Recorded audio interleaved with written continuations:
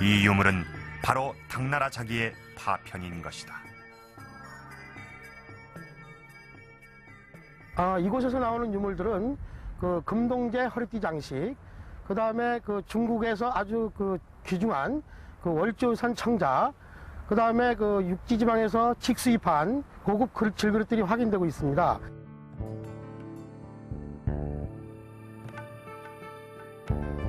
그렇다면 이 당시 탐라국은 당나라와도 직접 교역을 했던 것일까?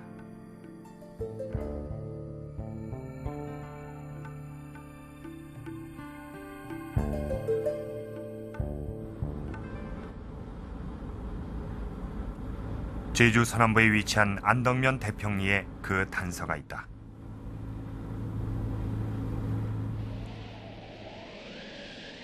태풍이 불거나 날씨가 나쁠 때면 수십 척의 중국 배가 이 마을 포구에 정박한다. 제주 앞바다에서 어로 활동을 하던 중국 배가 태풍을 피하려면 중국으로 들어가는 것보다 이곳이 더 가깝기 때문이다. 당나라와의 교역을 확인시켜주는 것은 바로 대평리 포구의 옛 이름. 당포라고 이렇게 하는 건 당나라 당자에 그 포구포자를 해서 당포라고 이렇게 이제 하는 거고, 보면은 이제 이 중국 배들이 여기 이제 저기 이제 지금도 중국 배가 여기 많이 와 있습니다만은 이제 중국하고 거리가 굉장히 가깝지 않습니까? 그래서 이제 이 아마 중국 배들이 이제 이 무역 이제 그 관계로 왔을 적에는 여기를 자주 온 것 같아요. 거리 관계로.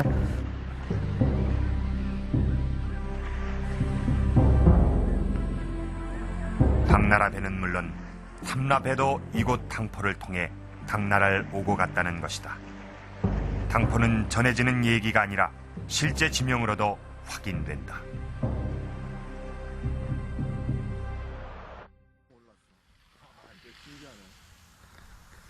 당포라고 이게 나오거든요. 탐나사를 연구하는 김동전 교수. 조선시대 고지도엔 대평리가 당포로 표시돼 있다고 지적한다. 여기 아까 당포. 역시 중국과 가까운 표설이란 것도 당포로 표시돼 있다. 호남 전도 중국과의 어떤 교역이 빈번한 이러한 지역이었으면 우리는 그러한 지명에서 분명히 확인을 할 수가 있다고 생각을 합니다.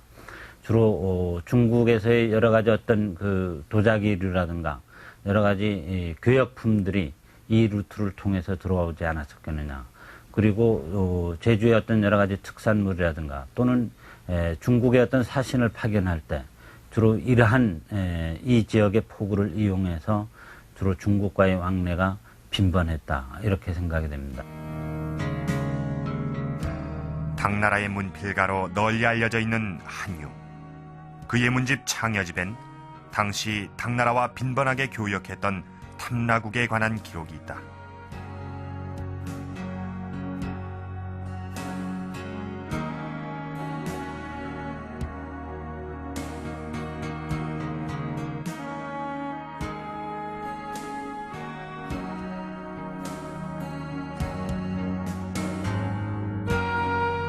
탐라방포 4구는 벼 60단에 해당한다. 일본 고기록엔 당시 일본의 지방정부가 중앙정부에게 바칠 곡물로 탐라방포를 사와 벼 대신 바쳤다는 기록이 있다.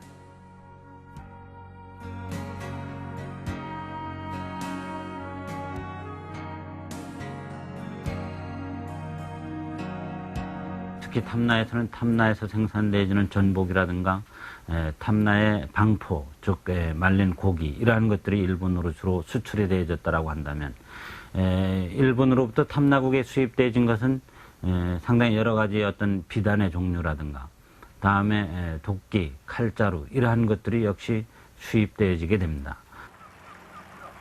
탐라국의 또 다른 교역 활동을 알 수 있는 유물이 산지항에서 발견됐다.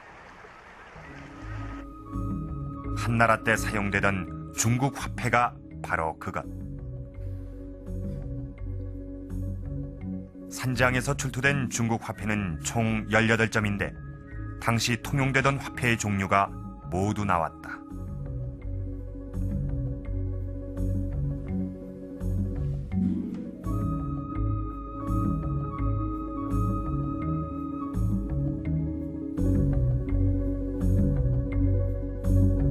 특히 주목할 화폐는 오수전.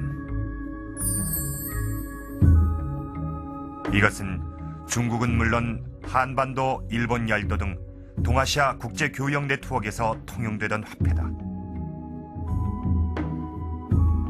특히 제주도 북쪽에 있는 산지항이라든가 서남 쪽에 있는 지역은 항구 방역에 상당히 좋은 조건을 가지고 있죠. 이런 지역에서 오수전이라든가 화천을 비롯한 여러 가지 화폐들이 발견된다는 것은 역시 이 지역을 중심으로 해서 중개무역을 했을 가능성을 보여주는 것이죠.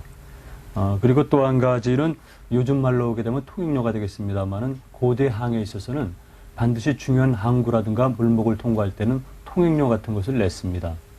그러니까 제주도 같은 경우도 이와 같은 역할을 아마 했을 것입니다. 일본 열도나 한반도로 갈 경우에 당시엔 연안의 육지를 가시권에 두고 항해를 하는데 이 항법상 중국에서 한반도 그리고 일본을 왕래하려면 제주도를 거쳐가게 된다고 한다. 왜냐하면 제주도는 동아시아의 중앙에 자리하고 있기 때문에 이들 나라가 서로 왕래를 하려면 제주도를 통과할 수밖에 없다는 것이다. 그다음에 요 항해를 할 경우에는 악천후를 만나거나 태풍 때문에 부득불 피항을 할 경우가 있습니다. 그럴 경우에 피항을 할 수 있는 유일한 장소는 제주도밖에 없습니다. 또 많은 시간 항해를 할 경우에는 물의 보급이라든가 식량의 보급이라든가 또는 환자의 수송이 필요한데 이럴 경우에도 오로지 기착할 수 있는 한 군데는 제주도밖에 없습니다. 때문에 제주도는 본인들이 원하든 원하지 않든지 간에 동아시아 해양에서 모든 인종들과 모든 문화가 모이는 그런 해양교통의 십자로가 되겠습니다. 탐라국은 일찍부터 왕성한 교역 활동과 해양 지리적 이점을 활용해 재력을 축적할 줄 알았던 것이다. 지금 여러분이 보시는 것이 동아시아 전체 지도입니다. 이 제주도를 중심으로 이 지도를 살펴보도록 하겠습니다. 자, 이 제주의 북부에는 한반도가 있고 또 서쪽에는 중국이 있고 또 동쪽에는 일본이 있습니다. 그리고 남쪽에는 대만과 일본 오키나와 열도가 있습니다.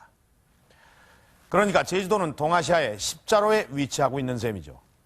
지도를 거꾸로 돌려서 한번 보도록 하겠습니다. 어떻습니까?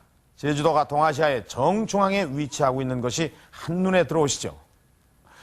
이런 해양 지리학적 위치 때문에 일찍이 당나라와 외를 왕래하던 배들이 빈번하게 탐나를 거쳐갔을 것이고 또 그렇게 해서 이 탐라국은 자연스럽게 이 북방의 문물과 또 이 남방의 문화를 받아들일 수 있었을 것이고 또 이 해상 왕국의 그 위치를 자리매김하는데 아주 큰 힘이 되었을 것입니다. 당나라와 일본까지 이 먼 거리를 항해하면서 이 교역을 하던 6, 7세기는 이 탐라국의 최전성기였습니다. 해상 무역 왕국의 전성기를 구가하는데 가장 중요한 것은 배였을 겁니다.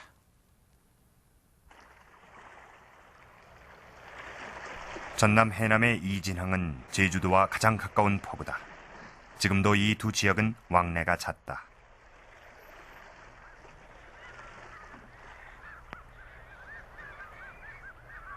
이 마을 포구에 제주도의 현무암이 여기저기 눈에 띈다. 저건 제주도들 아니에요? 그러면 이건 아니고요?